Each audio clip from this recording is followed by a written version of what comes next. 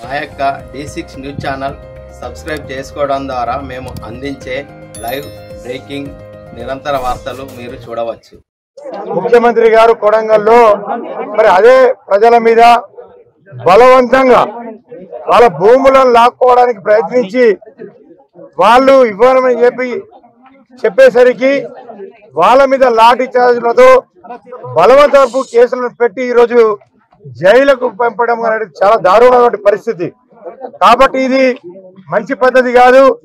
అక్కడ విలువలు చూస్తే 60 లక్షలు 70 లక్షలు ఉన్నటువంటి భూమి విలువను నువ్వు 10 లక్షలకి లాక్కునే ప్రయత్నం చేసినటువంటి సందర్భం. కాబట్టి దీన్ని మేము పూర్తిగా ఖండిస్తా ఉన్నాం.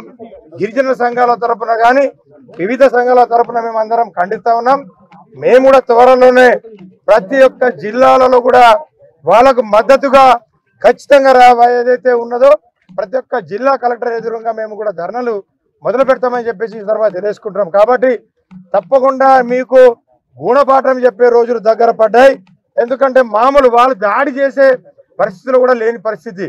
ఒక్కొక్కరు చూస్తే 20 కిలో 30 కిలోలు ఉన్నటువంటి వాళ్ళు పాపం అమాయకులు ఉన్నటువంటి వాళ్ళను ఈ విధంగా మీరు చిత్రహింసలు పెట్టి నానా తంటాలు పెట్టి వాళ్ళకి చూస్తూ ఉంటే బాధలు నడవస్తలేదు. వాళ్ళకి ఒక్కొక్కరు పరిస్థితి చూస్తే ఒక్కొక్కరు నడవస్తలేదు. ఆ విధంగా ఏడుస్తున్నారు.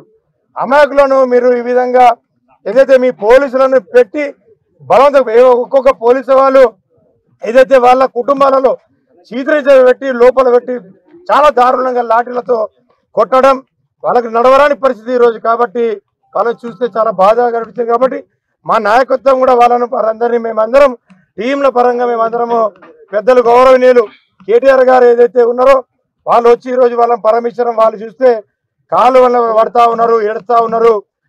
ఈ విధంగా మాకు చిత్రహింసలు పెట్టి మా యొక్క భూములను లాక్కునే ప్రయత్నం చేస్తున్నారు. సార్ మమ్మల్ని బతికియండి, మమ్మల్ని ఏ విధంగా ఆదుకోని చెప్పేసి వాళ్ళు కోరుతా ఉన్నారు. కాబట్టి